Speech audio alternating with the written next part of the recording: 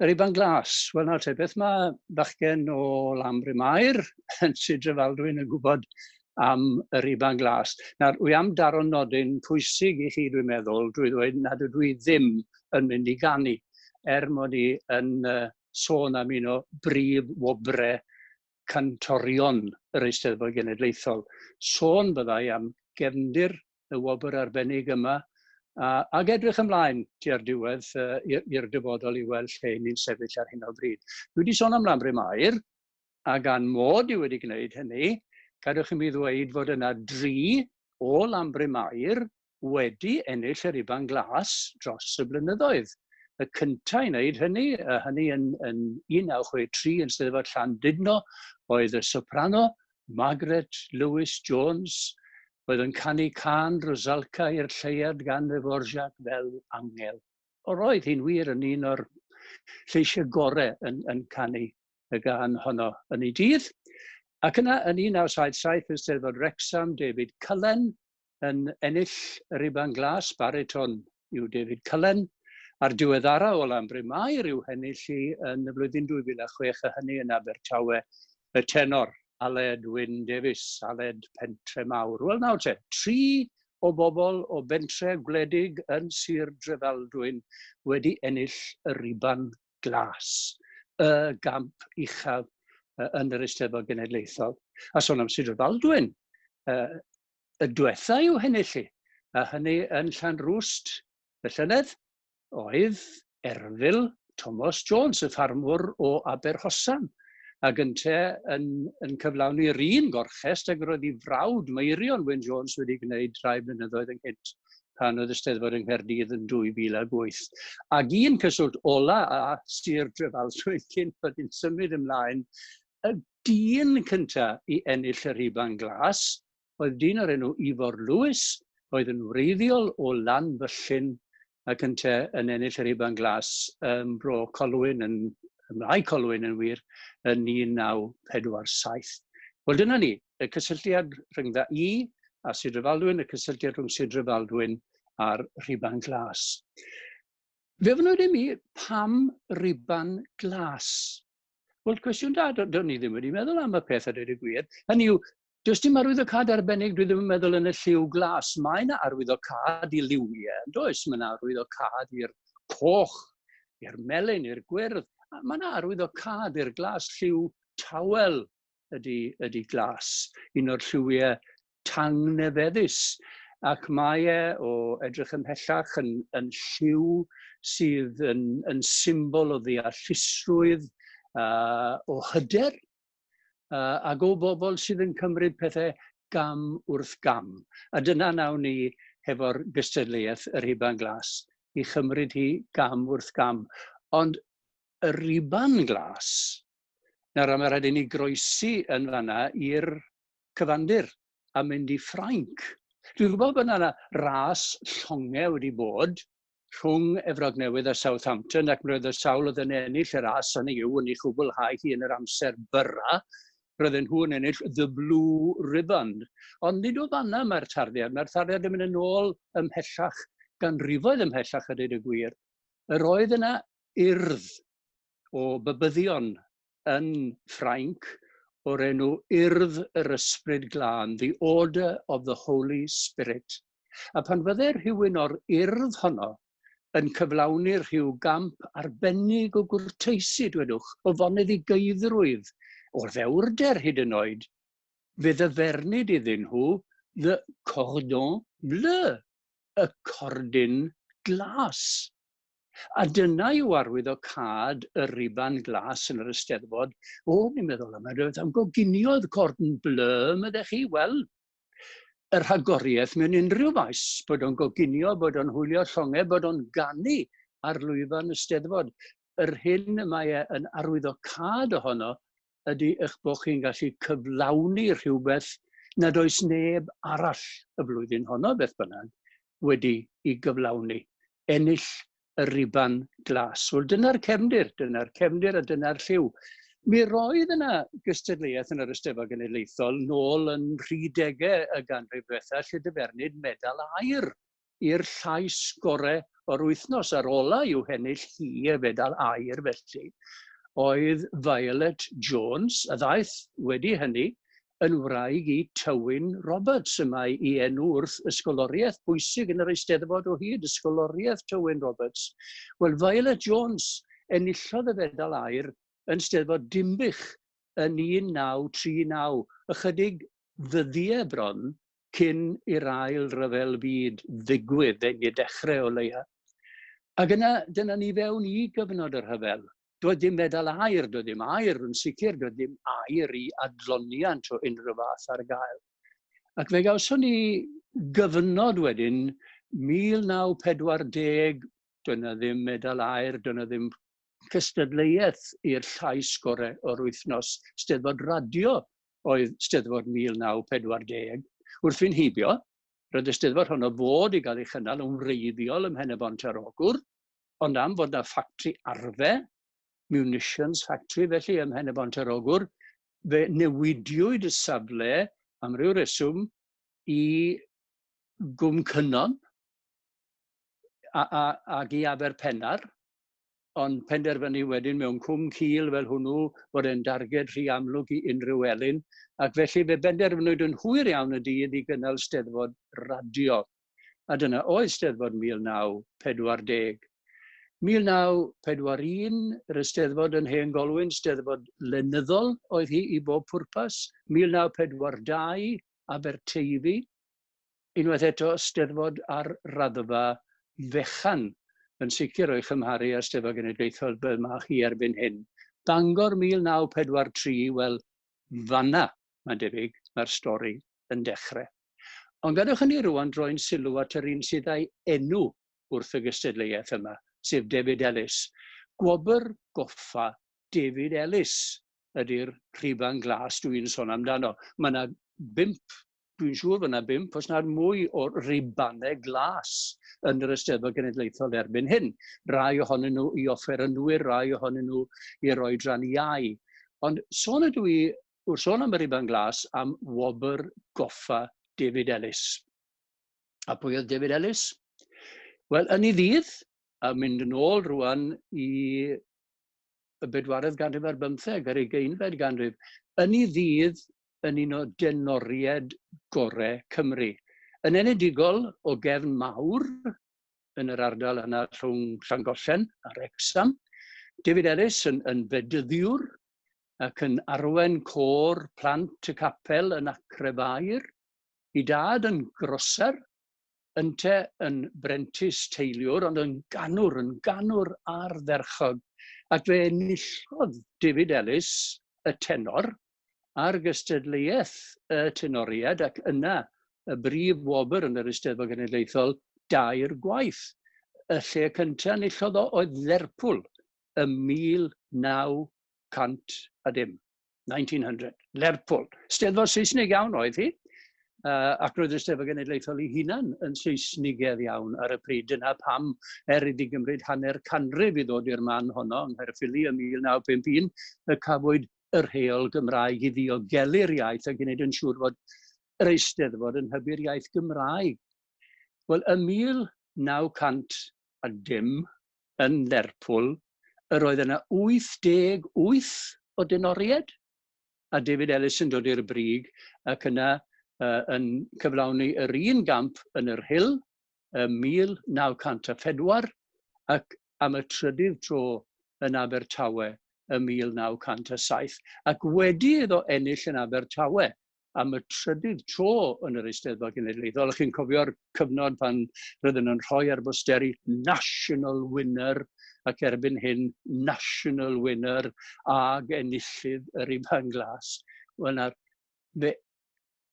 fe ofnwyd, fe gymhellwyd David Ellis i fynd i Goleg Cerdd, ac fe aeth i'r Coleg Cerdd Brenhinol yn Llundain ar ôl ennill yn Abertawe ym 1907. Ac fe wnaeth yrfa dda iawn iddo ei hun fel canwr, ond eisoes mae cymylau yr rhyfel mawr, y rhyfel byd cyntaf, yn dechrau ymddangos ar y ffurfafen. Ac fe amharodd hynny gryn dipyn ar yrfa David Ellis fel mae'n digwydd.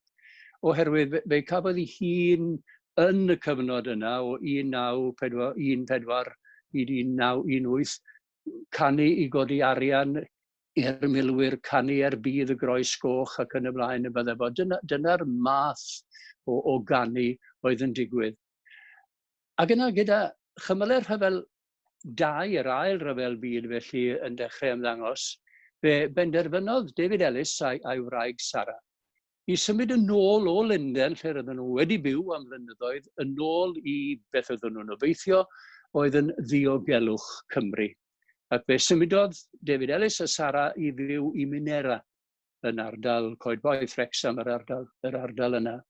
Ond ac yn ei 60au hwyr, roedd ei iechyd eisoes yn gwanhau, ac fe bu farw yn y Gwanwyn 1941. Wedi i David Ellis farw, criw o'i ffrindiau yn cyfarfod a phenderfynu codi cronfa i'w goffau. Fe gasglwyd, a chyfnod yr rhyfel oedd ei cofiwch, yr ail ryfel byd, dechrau'r 40au, fe gasglwyd 200 punt, sydd ddim swnio'n lot. Nes eich bod chi yn edrych beth yw gwerth 200 punt y 40au o'r ganrif ddiwetha yn ein harian ni heddiw. Y swm cyfatebol yw 1,010, a mae hwnna'n swm sylweddol iawn. 200 punt oedd o. A dyma ymddiriedolwyr cronfa goffa David Ellis yn mynd at yr Eisteddfod Genedlaethol ac yn dweud, yn dymuniad ni ydy yn bod ni yn coffau David Ellis ar lwyfan yr Eisteddfod Genedlaethol, ac ni'n cynnig y wobr yma i'r canwr gorau, i enillydd cystadleuaeth rhwng buddigwyr y prif gystadlaethau lleisiol yn yr Eisteddfod. Nawr, fe fu David Ellis farw 1941, ychydig cyn yr Eisteddfod yn Hen Golwyn, wel, doedd dim gobeith wneud dim byd y flwyddyn honno, nag y chwaith yn Aberteifi y flwyddyn ganlynol. Fe aeth hi'n 1943 cyn i'r ymddiriedolwyr a'r Eisteddfod fedru dwyn y gystadleuaeth yma fel petai i mewn i gwricwlwm yr Eisteddfod Genedlaethol.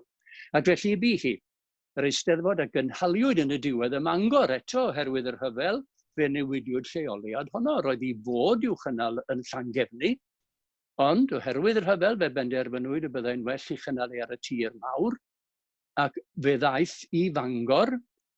Ac yn ôl y rhaglen swyddogol, fe cynhaliwyd hi yn chwaraedir sir. Does neb hyd y gwn ni ym Mangor yn sôn am y County Theatre fel chwaraedir sir, ond felly roedd hi yn hermau yr Eisteddfod Genedlaethol. Eisteddfod Drudio oedd hi. Ac fe cynhaliwyd i'r hen County Theatre. A beth sy'n ddiddorol am hynny ydy bod y County Theatre yn y cyfnod yna wedi bod yn gartre i brif adlonwyr Prydain Fawr. Roedd y BBC wedi symud yr adran adloniant yn gyfan gwbl i Fangor. Yn gyntaf, ei symudwyd hi i Fryste, cael ei bomio allan o Fryste, fel y bomiwyd nhw allan o Lundain. Ac yna maen nhw'n anelu for the comparative safety of a North Wales town. Oedden nhw ddim yn dweud ble, rhag rhoi gormod o fanylion i'r gelyn. Ond Bangor oedd y lle. Ac mi roedd enwau mawr fel Tommy Hanley, roedd yna sioeau mawr fel Itma yn digwydd ar lwyfan y County Theatre ym Mangor. A hwn, chwaraedir sir, oedd y lleoliad yn Awst 1943 i'r Eisteddfod Genedlaethol pan ddaeth y wobr i fod am y tro cyntaf. 4 a ddaeth i gystadlu, neu i'r llwyfan beth bynnag i gystadlu am wobr goffa David Ellis y flwyddyn honno. Ac i fatgoffa fe hunan, fe ddarllenwau henwau nhw. 4 ohonyn nhw fel mae'n digwydd yn dod o orllewin Cymru. Roedd Madam Downing Jones o Lanelli, y contralto. Mi roedd Tudor Smith o Lanelli eto, y bas bariton.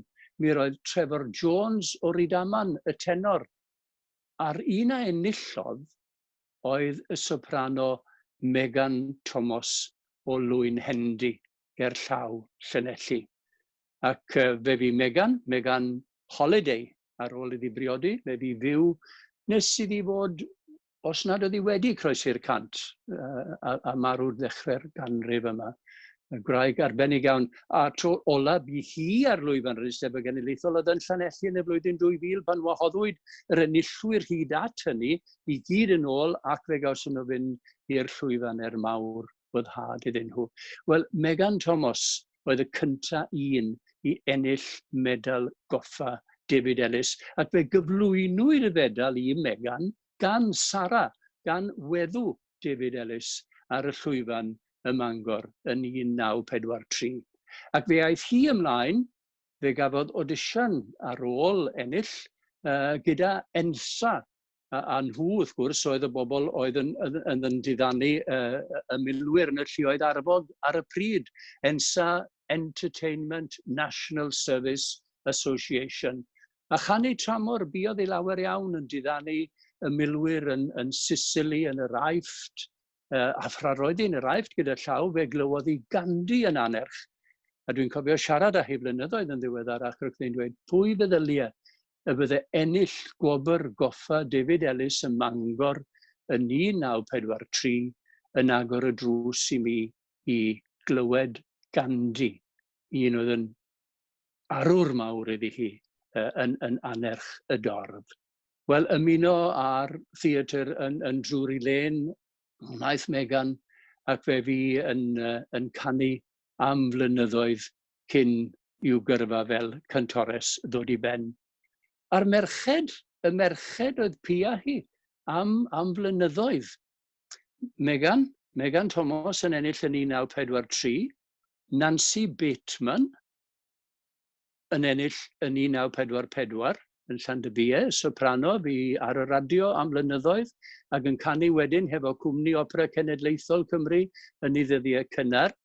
Yna 1945, yn Rhos Llanerchrugog, pan gyhoeddwyd ar y llwyfan, Mike Parry oedd yr arweinydd llwyfan yn cyhoeddi fod yr ail ryfel byd wedi dod i ben, ac elfed yn gweddio yngwydd y gynulleidfa, a'r gynulleidfa yn canu'r emyn cyfamod hedd, a hynny yn foment gofiadw iawn yn hanes yr Eisteddfod Genedlaethol.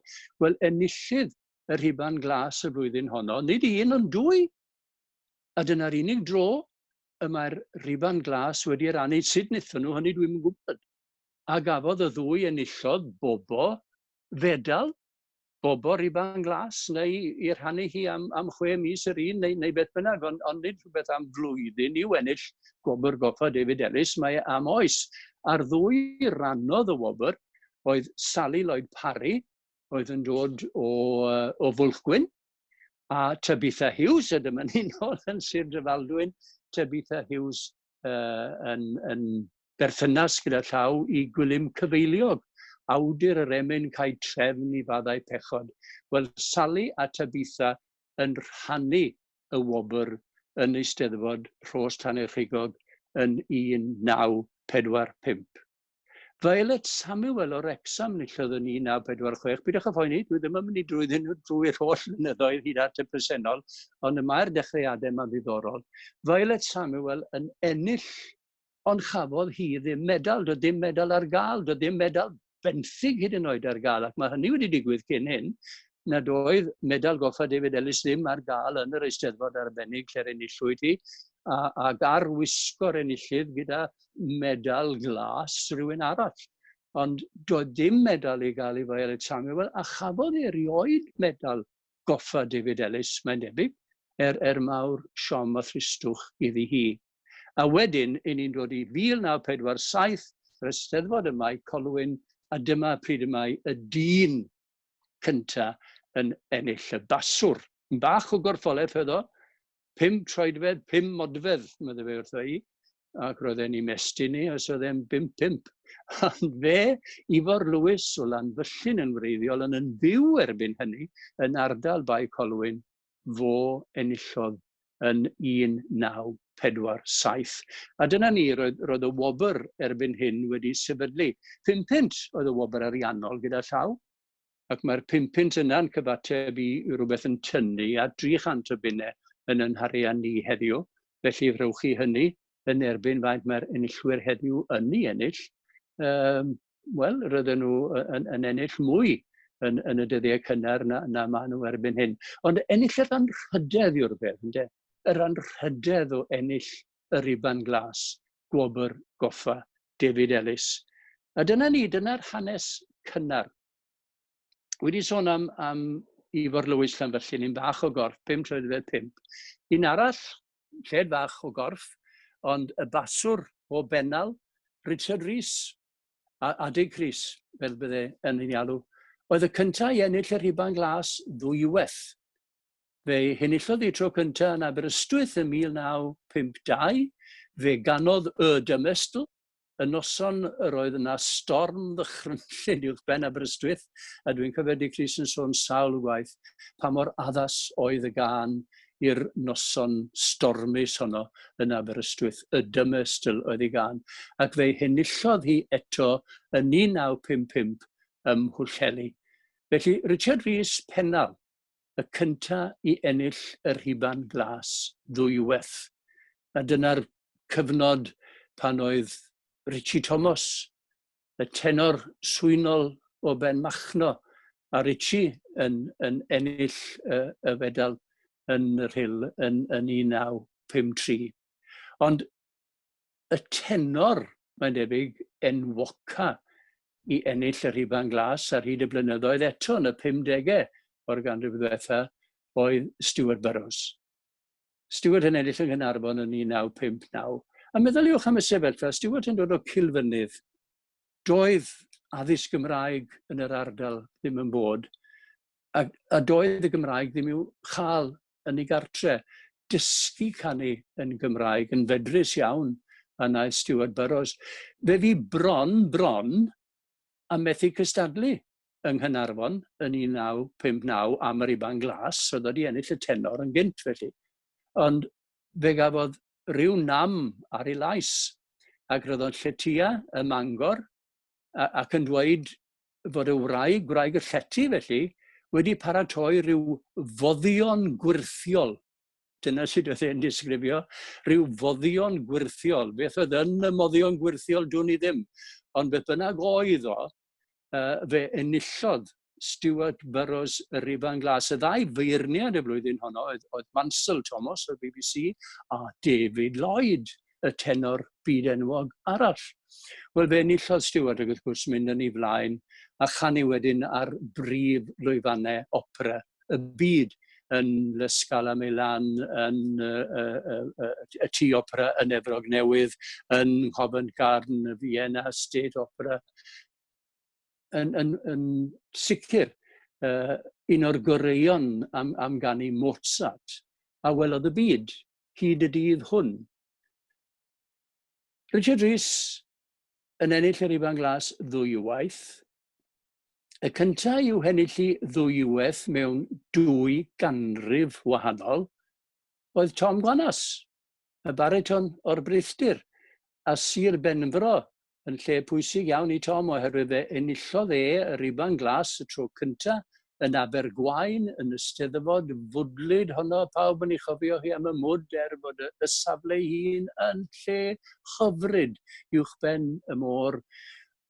A Tom yn ennill y Rhuban Glas ar y nos Sadwrn yn Abergwaun ac yn ennill eto yn y ganrif hon rwan yn 2002 a hynny yn hi ddewi. A hynny, wel, dyna ni, 2 ganrif gwahanol. Be sy'n ddiddorol ydy bod y Rhuban Glas dros y blynyddoedd wedi amrywio o fod yn binacl gyrfa i rai.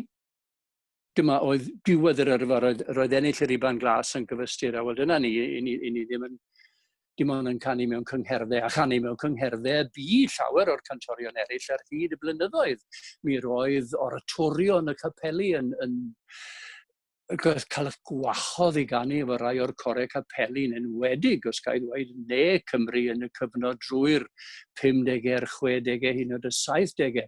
Mi roedd yna ganu ardderchog ar artistiaid yma, enillwyr y Rhuban Glas yn aml iawn yn cael ei gwahodd i ganu'r unawd yn yr oratorios, eraill yn mynd i fyd opera. I rai, fel dwi'n dweud, yn binacl i gyrfa, i eraill, wel, mae'n cychwyn gyrfa wahanol hyd yn oed oedd ho. A dwi'n meddwl am y 90au lle i ni wedi cael pobl fel Anthony Stewart Lloyd, y baswr, enillodd yn Aberystwyth, Sian Coffi yn ennill yn 95, Ymro Colwyn, Rhys Meirion yn Llandeilo yn ennill yn 1996. A rheina yn newid I gyrfaoedd ac yn troi at fod yn gantorion proffesiynol. Yn yr Eisteddfod, yr ysgol o'r ieithau at ei gilydd sydd yn anelu cantorion ifanc i'r cyfeiriad yna. Ond yng nghyd-destun yr Rhuban Glas, dyna fy'r cychwyn I yrfa broffesiynol lwyddiannus sydd yn bod o hyd I Anthony Stewart Lloyd, I Sian Coffi ac I Rhys Meirion. Wel rwan, mi ddechreuais I drwy sôn am Lambri Mair a Sir Drefaldwyn a'n nghyswllt I ar lle hwnnw, ond mae gen I gyswllt I orffen felly, mae gen I gyswllt mwy personol wrth gwrs a chystadleuaeth yr Rhuban Glas am I mi fod yn arweinydd llwyfan am flynyddoedd ar y sesiwn arbennig yma. Ac roedd I wedi dod, sesiwn nos Sadwrn, sesiwn y Rhuban Glas, hwyrach fan y gystadleuaeth Coremeibion I agor y noson, ond prif atyniad y noson fydde cystadleuaeth y Rhuban Glas. Ac mi fydde'r pafiliwn yn llawn. Mi roedd o'n un o'r llefydd I fod felly. Eich bod chi wedi cael tocyn I fynd i'r pafiliwn I noson y Rhuban Glas. Fe ddechreuodd hynny mi ym Mhorthmadog yn 1987 ac mi fi mi wrthi hyd at wedyn pan enillodd Rhys Meirion yn Llandeilo yn 1996. Wel, roedd e'n gyfnod hyfryd iawn. Mi roedd y cantorion yn gwisgo'n ffurfiol i'r achlysur. Mi roedd y merched yn gwisgo dillad hir felly. Mi roedd y cyfeilyddion yn gwisgo yn ffurfiol. Ac mi benderfynodd trefnydd a chyfarwyddwr yr Eisteddfod Genedlaethol ar y pryd, Emyr Jenkins, mae iawn oedd hi felly I arweinydd llwyfan y sesiwn hefyd I wisgo'n ffurfiol. Ac roedd disgwyl iddi fod yn achlysur siwt bolderyn felly I ni. A mi roedd o yn achlysur oedd yn cyfri. Mi roedd rôl yr arweinydd llwyfan fel bob amser wrth gwrs I gyflwyno i'r gynulleidfa, I gyflwyno y cystadleuwyr. Mi roedd o yn gyfrifoldeb I gyflwyno cefndir y darnau oherwydd fel arfer. Mi fydden y ddarn allan o opera ac yna darn o ddewis yr unawdydd I hun gan gyfansoddwr o Gymru. Mi roeddech chi'n rhoi cefndir yr opera mwyn i'r gynulleidfa gobeithio fedru dilyn yn haws gyd-destun y gân oedd yn cael ei chyflwyno gan y cystadleuedd. Ac yna wrth gwrs roeddech chi yn rhan wedyn o'r adeiladu mawr at gyhoeddi pwy oedd enillydd y Rhuban Glas am y flwyddyn honno. Ac yna o alw y buddigol i'r llwyfan, ac mi fydde'r dorf, wrth gwrs, yn cymeradwyo ac yn sefyll I ddangos I gwerthfawrogiad o'r sawl oedd wedi dod i'r brig y flwyddyn honno, yn y brif gystadleuaeth lleisiol, gwobr goffa David Ellis. Ac mae roeddech chi yn rhan ohono fo, yn rhan o'r theatr fel petai, fel arweinydd. Na dwi'n cofio wedi mi ymddeol fel arweinydd llwyfan yr un anilynnodd I oedd Dei Thomas. Dwi'n cofio, a dwi'n siŵr bydd Dei ymaddau mi am ddweud y stori bach yma.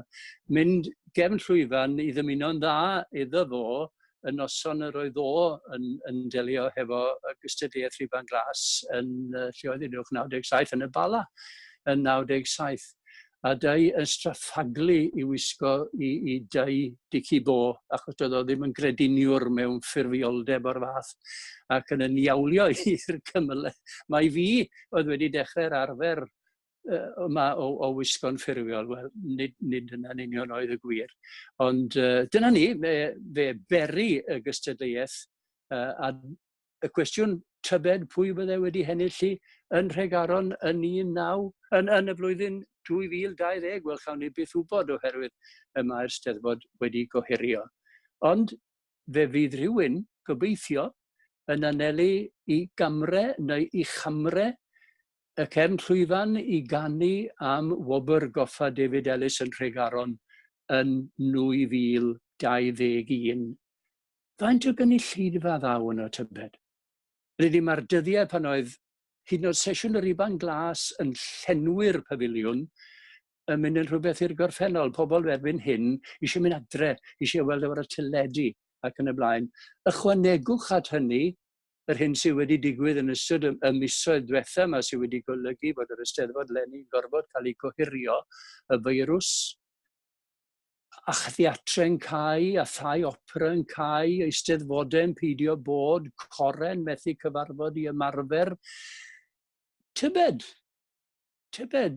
a fydd sesiwn y Rhuban Glas i'r dyfodol lawn mor arwyddocaol a ma hi wedi bod yn y gorffennol. Dwi'n siŵr y bydd hi i'r enillydd. Dwi'n siŵr y bydd hi yn dal yn glod mawr i'r sawl sydd yn ennill gwobr goffa David Ellis, y Rhuban Glas, yr sawl sydd wedi cyflawni y gamp eithaf am y flwyddyn honno. A lle bynnag y bydd eisteddfodau'r gorffennol, i ni'n dymuno'n dda i'r holl gystadleuwyr, ydyn nhw yn cael hyn yn binacl i gyrfa neu'n ddechrau gyrfa o'r newydd. Y mae y Rhuban Glas a phopeth sydd yn perthyn i'w henw hi, enw David Ellis o gefn mawr, yn golygu eich bod chi wedi cyrraedd y brig ac wedi cyflawni camp eithriadol. Ac os byw ac iach, dwi'n gobeithio cael bod yn Tregaron yn 2021 i weld pwy fydd yr enillydd nesaf. Hwyl fawr i chi.